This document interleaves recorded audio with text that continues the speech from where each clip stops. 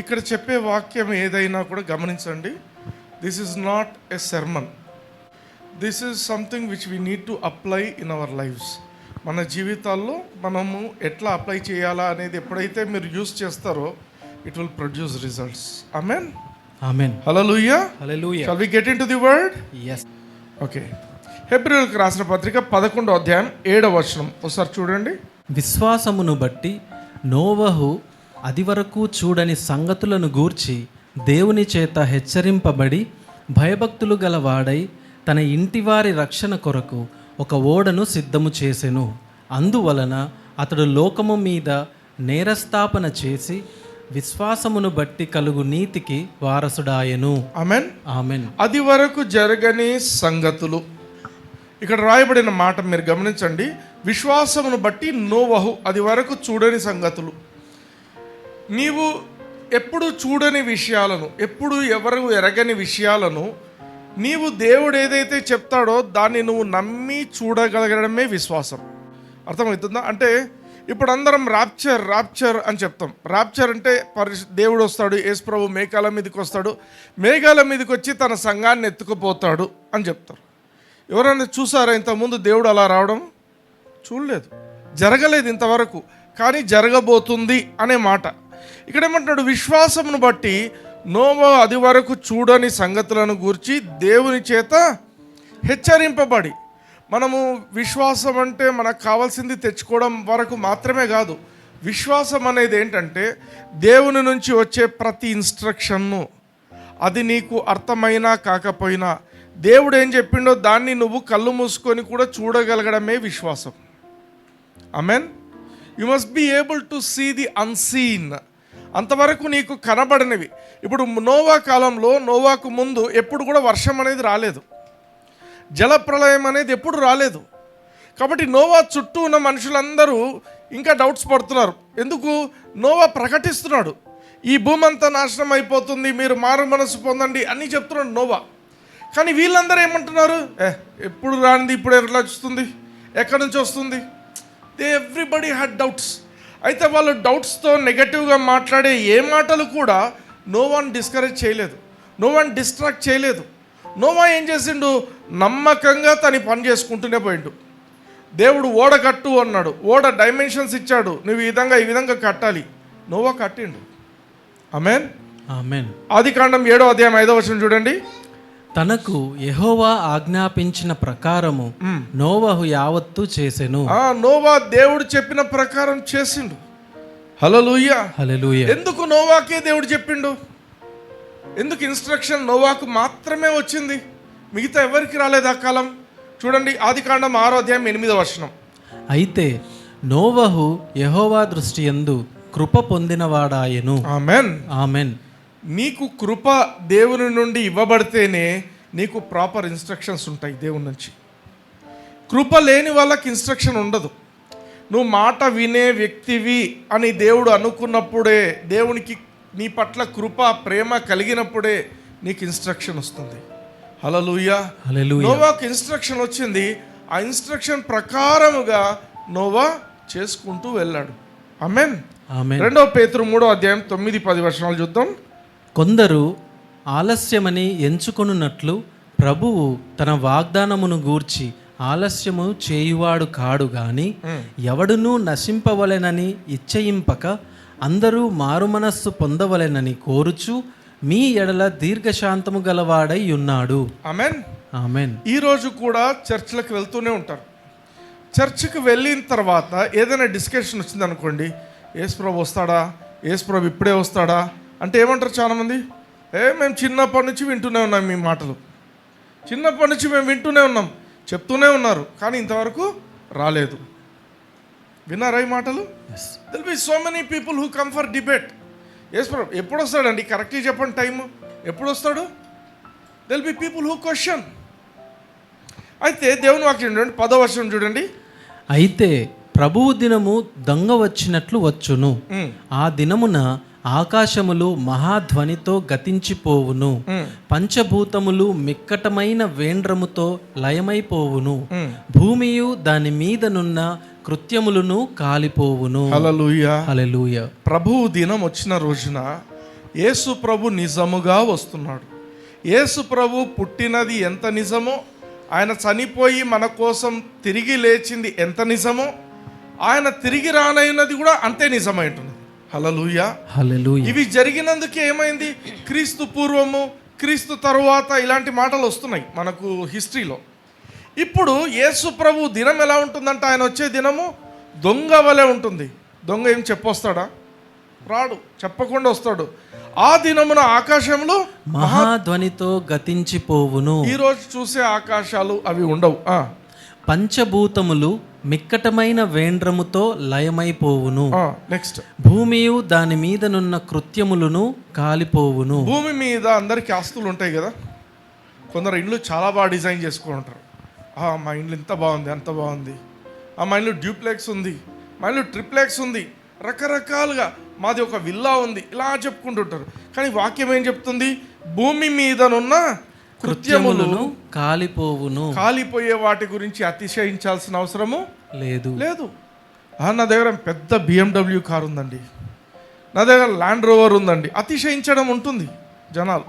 కానీ దేవుని వాక్యం ఏం చెప్తుందంటే, నువ్వు దేని గురించి అతిశయించాల్సిన పరిస్థితే లేదు. ఎందుకంటే very soon this is going to happen.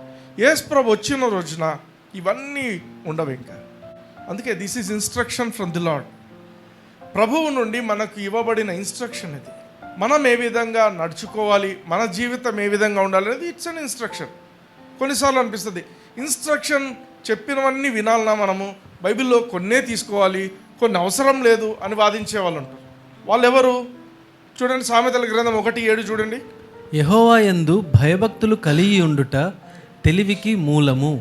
మూర్ఖులు జ్ఞానమును ఉపదేశమును తిరస్కరించుదురు. మూర్ఖులు జ్ఞానమును ఉపదేశమును. ఉపదేశం అంటే ఇన్స్ట్రక్షన్. ఇంగ్లీష్లో చదవండి. The fear of the Lord is the beginning of knowledge, but fools despise wisdom and instruction.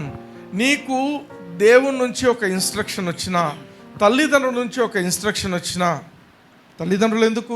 వాళ్ళు అధికారంలో ఉన్న వ్యక్తులు కాబట్టి. దేవుడు ఈ లోకంలో తల్లిదండ్రులను మన కోసము అధికారం కింద పెట్టి ఉంటున్నాడు మనల్ని. ఆమేన్. సో వాళ్ళు చెప్పిన ఇన్స్ట్రక్షన్ స్వీకరించాలా. నువ్వు ఆ స్వీకరించకపోతే you will be a fool. Fool అంటే ఏమిటి? ఇంకా వాడికి లైఫ్ ఉండదు, వాడి లైఫ్ ఫుల్ నాశనం అయిపోతాడు అని దేవుని వాక్యం చెప్తుంది. రెండోది చూడండి, సామెతలు 13:18 చూడండి. శిక్షను ఉపేక్షించు వానికి, శిక్ష అంటే మళ్ళీ అగైన్ ఇన్స్ట్రక్షన్. శిక్షను ఉపేక్షించు వానికి అవమాన దారిద్ర్యతలు ప్రాప్తించును. గద్దింపును లక్ష్యపెట్టువాడు ఘనత నొందును. ఇంగ్లీష్ చదవండి. Poverty and shame shall be with him that refuseth instruction. నీతో దేవుడు మాట్లాడి నువ్వు ఎలా ఉండాలి అని చెప్పేప్పుడు నువ్వు దాన్ని సరిగా స్వీకరించలేదనుకోండి, ఆ ఇన్స్ట్రక్షన్ నువ్వు ఎప్పుడైతే తీసుకోకుండా పోతావో అప్పుడు ఏముంటాయంట? 2 గిఫ్ట్స్ ఇస్తారు నీకు. రెండు అవార్డ్స్ వస్తాయి నీకు. అవమానము, దారిద్ర్యత. ఎవరికైనా దారిద్ర్యం కావాలని కోరుకుంటున్నారా? నో. దరిద్రం అంటే ఏం తెలుసా?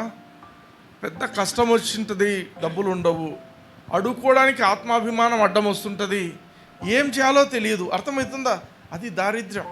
అవమానం, షేమ్ కూడా ఉంటుందంట. ఎవరికి? దేవుని ఇన్స్ట్రక్షన్ను ఎప్పుడైతే నువ్వు కాదనుకుంటావో, దేవుని యొక్క ప్రకారంగా నువ్వు ఉండవో, అప్పుడు ఇటువంటి అవమానకరమైన పరిస్థితులు నీ జీవితంలోకి వస్తాయి. నోవా తన జీవితంలో దేవుడు చూపించిన ప్రకారంగా ఆయన ఏదైతే చేసిండో దాన్ని బట్టి నోవా జీవితం మాత్రమే కాదు, తన కుటుంబము, తనతో పాటు ఉన్న జంతువులన్నీ కూడా ఆ జలప్రళయం నుండి తప్పింపబడ్డాయి. హల్లెలూయా. హల్లెలూయా. ఏ వరదలైతే, అప్పుడున్న జలప్రళయం ఏదైతే మిగతా మనుషులందరినీ నాశనం చేసిందో అదే జలప్రళయము నోవా ఓడను పైకి ఎత్తేసింది. హల్లెలూయా. హల్లెలూయా. కింద పడిపోకుండా హెచ్చించింది. Amen. Amen. This is important.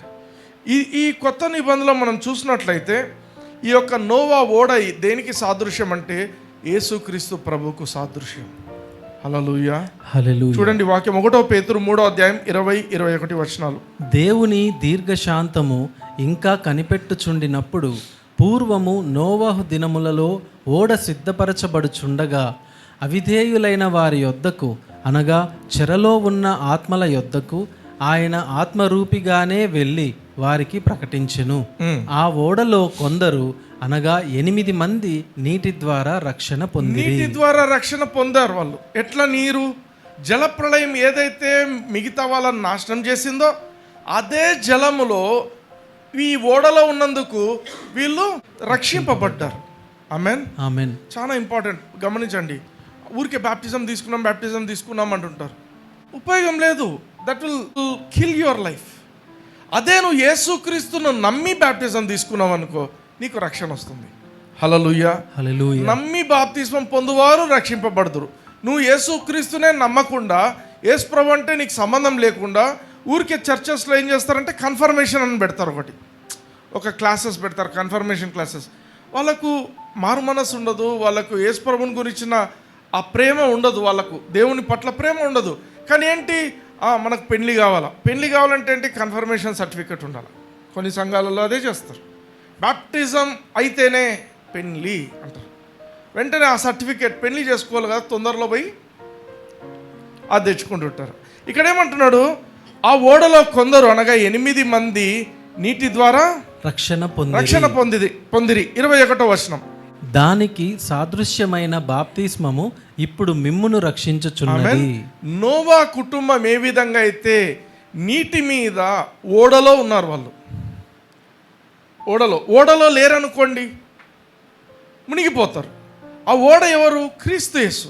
హల్లెలూయా, హల్లెలూయా. ఆ ఓడలో ఉన్నంత వరకు నీ జీవితం సేఫ్గా ఉంటుంది. You are highly protected when you are in Christ Jesus. దీనికి సాదృశ్యము బాప్తిస్మము, ఇప్పుడు మిమ్మును రక్షించుచున్నది. దానికి సాదృశ్యమైన బాప్తిస్మము ఇప్పుడు మిమ్మల్ని రక్షించుచున్నది. అదేదనగా శరీర మాలిన్యము తీసివేయుట కాదు గాని యేసుక్రీస్తు పునరుత్థాన మూలముగా దేవుని విషయము నిర్మలమైన మనస్సాక్షినిచ్చు ప్రత్యుత్తరమే. హల్లెలూయా, హల్లెలూయా. చాలా సార్లు ఏమంటారంటే నీ ప్రవర్తన మార్చుకో ఇలాంటి మాటలు చెప్తుంటారు. ఈరోజు మార్చుకుంటావు ప్రవర్తన, మళ్ళీ రేపు అదే ప్రవర్తన వస్తుంది. నీకు కొన్ని అలవాట్లు ఉంటాయి, అయిపోవు. ఎట్లా పోవాలా? కొందరు గద్దించి చెప్పాలా వాక్యం అని తిడతారు, కొందరు కొట్టడానికి కూడా వచ్చేటోళ్ళు ఉన్నారు వాక్యం చెప్పేప్పుడు. అది కాదు. ఇక్కడ ఏమంటున్నాడు, నీ శరీర మాలిన్యం తీసివేయుట అది ఫస్ట్ పక్క పెట్టేసాయి. కానీ నువ్వేం చేయాలంట, యేసుక్రీస్తు పునరుత్థానం నువ్వు నమ్మాలా. యేసు ప్రభు అని నీ నోటితో ఒప్పుకోవాలా, మృతులలో నుండి దేవుడు ఆయనను లేపెనని నీ హృదయమందు విశ్వసించాలా, అప్పుడు నువ్వు రక్షింపబడతావు. హల్లెలూయా, హల్లెలూయా. రక్షణకు నువ్వు ఫిజికల్గా నిన్ను నువ్వు మార్చుకునేదానికి చాలా డిఫరెన్స్ ఉంది. నువ్వు డిసిప్లిన్ చేసుకోవచ్చు. ఏమని, నేను ఇట్లే ఉంటానండి, నేను అబద్ధాలు చెప్పకుండా బ్రతుకుతాను, నేను ఇలా ఉంటాను, నేను వ్యభిచరించకుండా బ్రతుకుతాను, లేకపోతే నేను ఆ చెడువి చూడకుండా బ్రతుకుతాను అని తీర్మానాలు చేసుకోవచ్చు. కానీ అవి నిలబడవు. వాటిలో శక్తి లేదు, నీకు శక్తి లేదు. బేసిక్గా నీకు కావాల్సింది ఏంటంటే ఆ శక్తి కాదు. నీకు కావాల్సింది ఏంటి? యేసుక్రీస్తులోని పునరుత్థాన శక్తి. యేసుక్రీస్తుని ఎప్పుడైతే నువ్వు అంగీకరిస్తావో నీ జీవితంలో నీకు తెలియకుండానే నీ హృదయం మార్చబడుతుంది. హల్లెలూయా, హల్లెలూయా. దేవుని విషయమైన నిర్మలమైన మనస్సాక్షి. యేసుక్రీస్తుని అంగీకరించినానండి, యేసు ప్రభు వల్ల నేను నీతిమంతునిగా చేయబడ్డాను. అర్థమవుతుందా? ఈ మాట ఇంపార్టెంట్. నీ నీతి నీ క్రియలను బట్టి కాదు. నీతి నువ్వు చాలా మంచి పనులు చేస్తే నువ్వు నీతిమంతునివి కాదు. నువ్వు నీతిమంతునివి ఎలా దేవుని దృష్టిలో? యేసుక్రీస్తుని అంగీకరిస్తేనే నువ్వు నీతిమంతునివి. హల్లెలూయా, హల్లెలూయా. పేతురు అదే చెప్తున్నాడు. అయ్యా, మీరంతా అనుకుంటున్నారు, కానీ ఆ నోవా కాలంలో ఎలా అయితే అంతా కొట్టుకుపోయినారో మీరు కూడా అలానే పరిస్థితి రావచ్చు. కానీ యేసుక్రీస్తులో మీరున్నట్లయితే, హల్లెలూయా, అదే నీరు ఏదైతే మిగతా అందరినీ నాశనం చేసిందో అదే నీరు మిమ్మల్ని రక్షిస్తుంది. అదే బాప్తిస్మము అనే మాట చెప్తున్నాడు. హల్లెలూయా, హల్లెలూయా. ఎప్పుడైతే యేసుక్రీస్తులో ఉంటారో దేవుని యొక్క మహోన్నతుని చాటున నివసిస్తుంటారు. 91వ కీర్తన చూడండి, 1-2 వచనాలు. మహోన్నతుని చాటున నివసించువాడే సర్వశక్తుని నీడను విశ్రమించువాడు. ఆయనే నాకు ఆశ్రయము, నా కోట, నేను నమ్ముకొను నా దేవుడని నేను యెహోవాను గూర్చి చెప్పుచున్నాను. హల్లెలూయా, హల్లెలూయా. యేసుక్రీస్తు నువ్వు ఎప్పుడైతే అంగీకరిస్తావో నీ జీవితంలో యేసు క్రీస్తుకి ఎప్పుడైతే నీవు హృదయం ఇస్తావో అప్పుడే నీవు దేవుని యొక్క అంటే మహోన్నతుని యొక్క సన్నిధిలో నువ్వు ఉంటావు. ఏ కండిషన్ అయినా ఉండొచ్చు, సోషల్ ప్రాబ్లమ్స్ కావచ్చు, ఫైనాన్షియల్ ప్రాబ్లమ్స్ కావచ్చు, హెల్త్ ఇష్యూస్ కావచ్చు, ఏవైనా కూడా యేసుక్రీస్తులో యుల్ ఫైండ్ అన్ ఆన్సర్. నువ్వు యేసుక్రీస్తుని అంగీకరించినప్పుడు, ఇప్పుడు సిస్టర్ చెప్తున్నారు 78,000 సంథింగ్ అయిందంట బిల్, 25K ఆరోగ్యశ్రీ ఉంది, బట్ మిగతా అంతా ఎలా కవర్ అయింది? That is grace. హల్లెలూయా. యేసుక్రీస్తులో నువ్వు ఉన్నప్పుడు God will favour things to happen in your favour.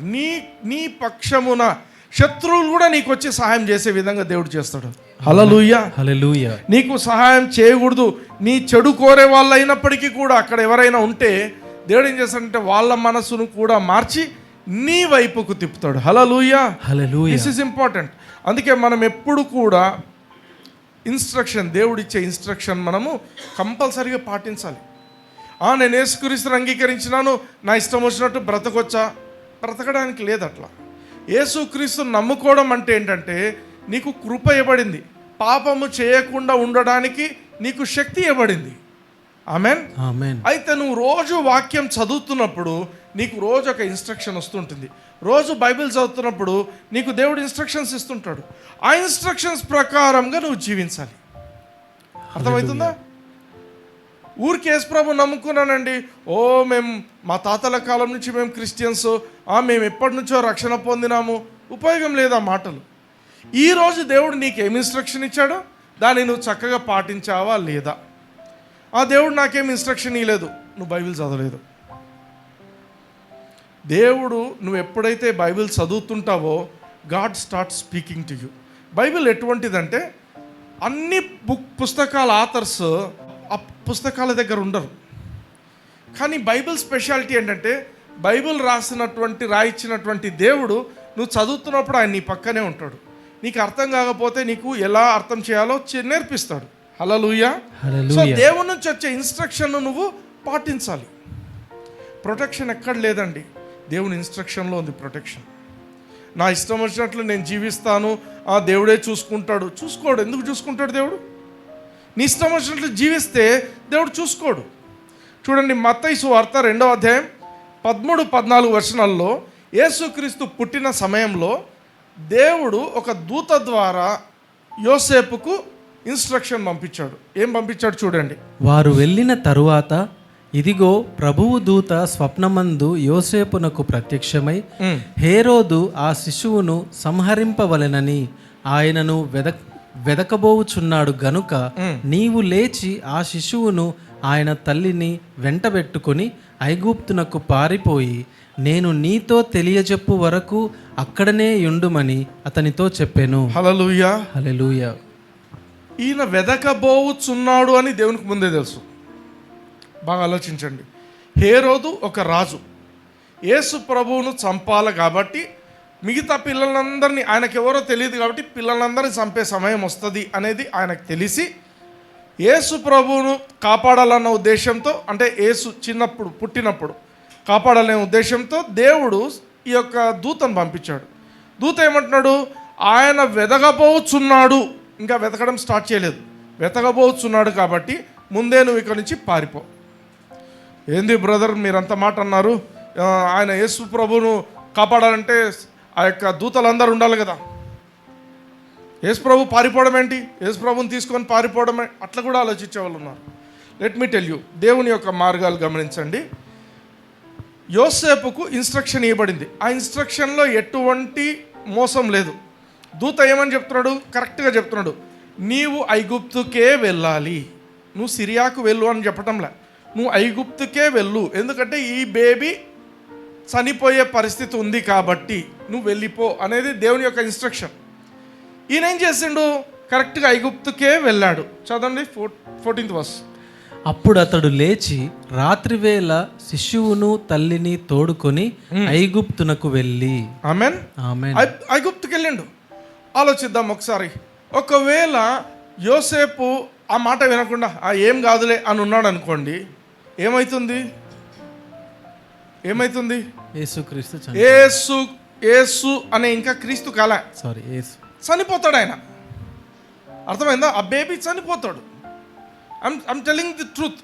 దేవుడు ఏదో అంత God is a sovereign God, but he gives instructions to the people ప్రాపర్గా. మీరు ఎలా సేఫ్గా ఉండాలి, ప్రొటెక్షన్ ఏ విధంగా తీసుకోవాలి అనేది దేవుడు ఇన్స్ట్రక్షన్ ఇస్తాడు. హల్లెలూయా.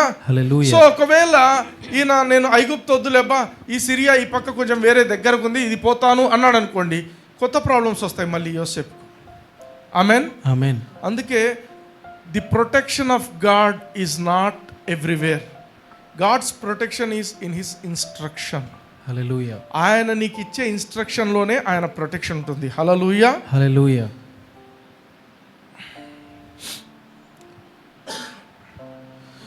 ఇటువంటిదే ఇంకో సంఘటన నిర్గమకాండంలో మనం చూస్తాం.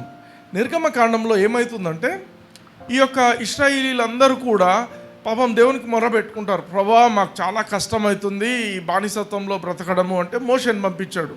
అన్ని రకాల తెగుళ్ళు వచ్చి అన్ని పరిస్థితులు అయినా కూడా ఈ యొక్క హేరోదు రాజు ఏమాత్రము కేర్ చేయడు.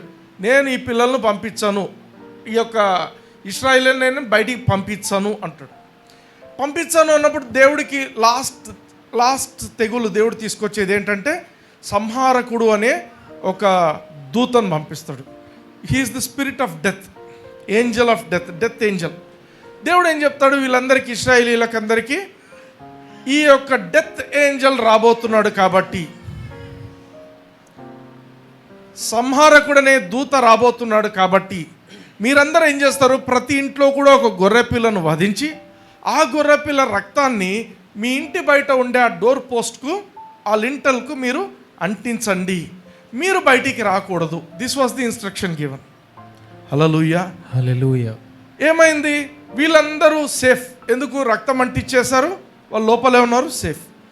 అదే ఐగుప్తీయుల ఇండ్ల పరిస్థితి ఏంటి, వాళ్ళు ఎటువంటి రక్తము పుయ్యలేదు అక్కడ. రెండోది, వాళ్ళు బయట తిరుగుతున్నారు.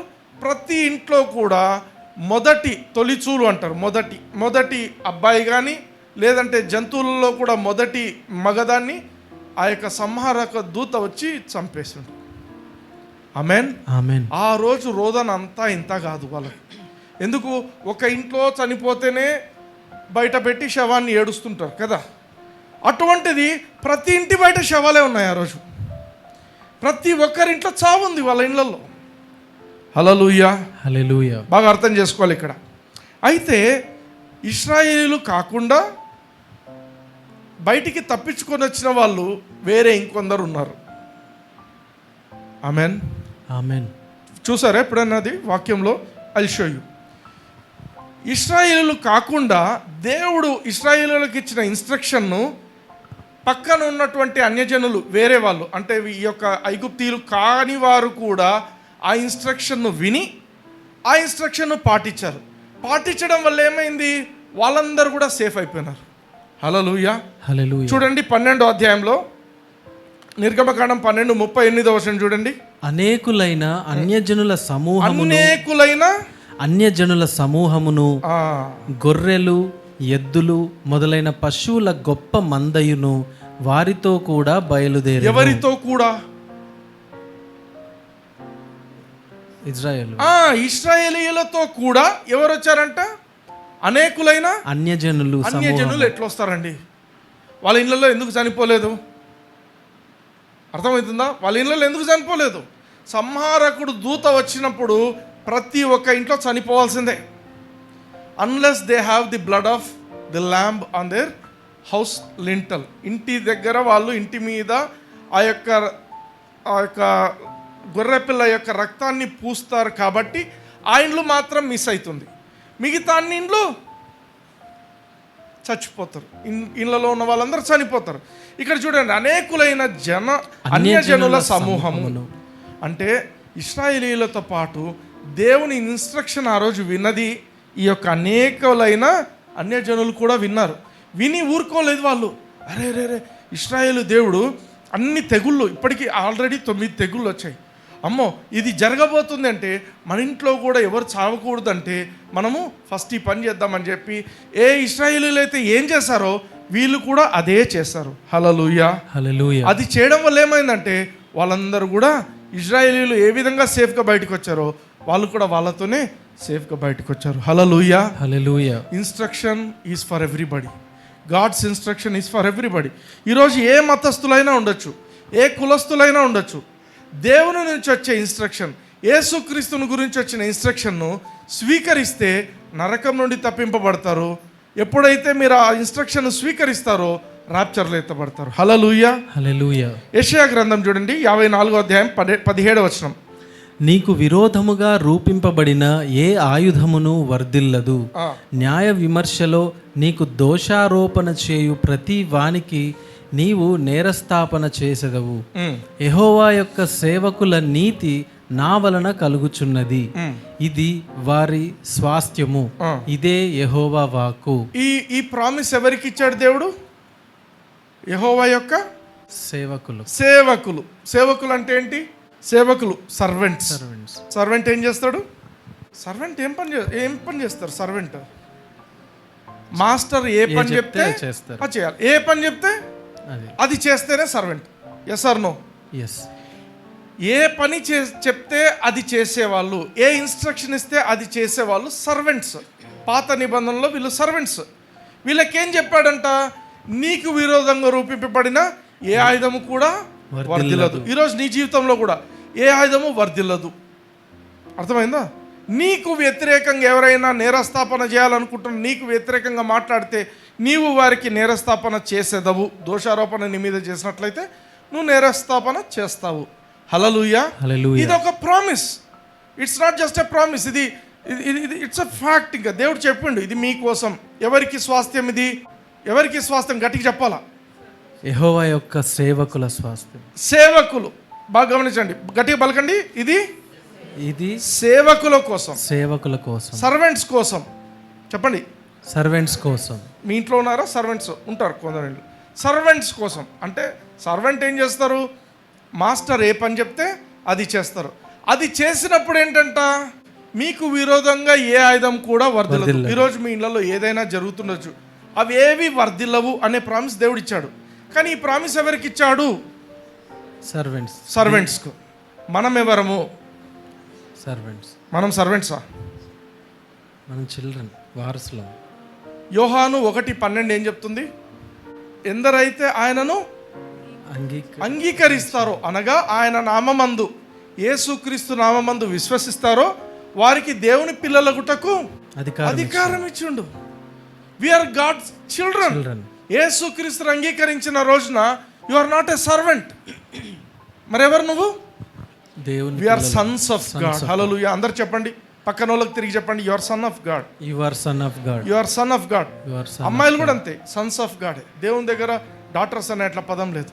ఆమెన్. ఆమెన్. ఆత్మలోకంలో వి ఆర్ ఆల్ సన్స్. ఫిజికల్గా చూస్తే ఫిజికల్గా ఈ మేల్ ఫీమేల్స్ ఉంటాయి, ఆత్మలోకంలో అలా ఉండదు. హల్లెలూయా. హల్లెలూయా. సో ఇది ఏమని చెప్తున్నాడు? సర్వెంట్స్కే ఇంత ప్రామిస్ ఇస్తే సన్స్కి ఇంకెంత ప్రామిస్ ఉంటుంది? ఉంటుందా ఉండదా? ఉంటుంది. ప్రొటెక్షన్ బ్రహ్మాండంగా ఉంటుంది. అయితే చూడండి ఈ మాట, యాకోబు 1:22 చూడండి. మీరు వినువారు మాత్రమై ఉండి మిమ్మును మీరు మోసపుచ్చు కొనకుండా వాక్య ప్రకారము ప్రవర్తించువారునై యుండుడి. వాక్యానికి విధేయత చూపువారన్నుందా ఎక్కడైనా? కొత్త నిబంధనలో మీరు ఎక్కడైనా చూడండి, ఒబే ది వర్డ్ అనే పదం ఎక్కడ ఉండదు, డూ ది వర్డ్ ఉంటుంది. Hallelujah. Hallelujah. We are doers of the word, we are not obeying the word. అర్థమైందా? ఒబేయింగ్ అంటే servant, doers of the word, తండ్రి మాటను నెరవేరుస్తావు నువ్వు. Hallelujah. Hallelujah. You understand this? ఇప్పుడు ఒక ఎలిఫెంట్కు ఎవరు పుడతారు? ఎలిఫెంట్ పుడుతుంది. ఎలిఫెంట్ ఎలా బిహేవ్ చేస్తుంది? చిన్న ఎలిఫెంట్ పెద్ద ఎలిఫెంట్ లాగానే బిహేవ్ చేస్తుంది. Yes or no? ఎస్. సింహానికి ఎవరు పుడతారు? సింహమే పుడుతుంది. ఎలా బిహేవ్ చేస్తుంది? సింహం లాగానే బిహేవ్ చేస్తుంది. ఇన్ ది సేమ్ వే దేవునికి మనము దేవుని కుమారులుగా పుట్టాం. దేవుని వాక్యాన్ని మనము విధేయత చూపించాం. మనం ఏం చేస్తాము? దేవుని వాక్యం ఏముందో దాని ప్రకారంగా మనము ప్రవర్తిస్తాం. Hallelujah. Hallelujah. We are not obeying the word, we are doing the word.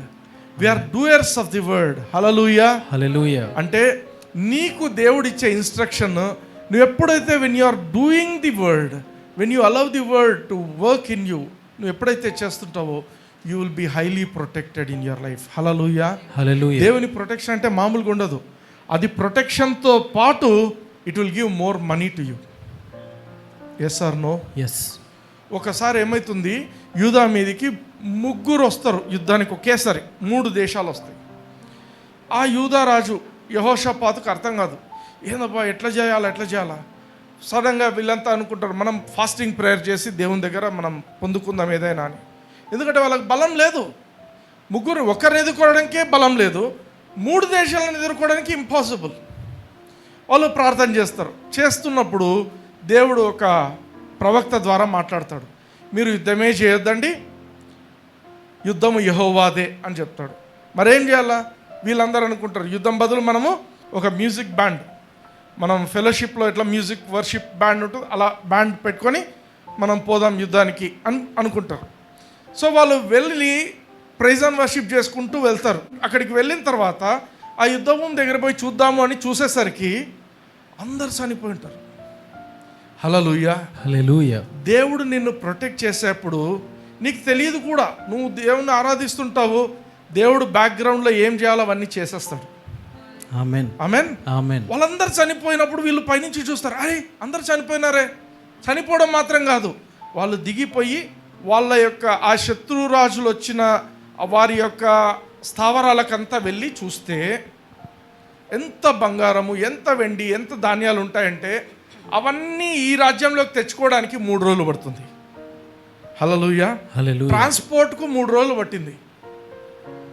దేవుడు వాళ్ళను రక్షించడం మాత్రమే కాదు, దోపుడు సొమ్ము కూడా వాళ్ళకి ఇచ్చిండు.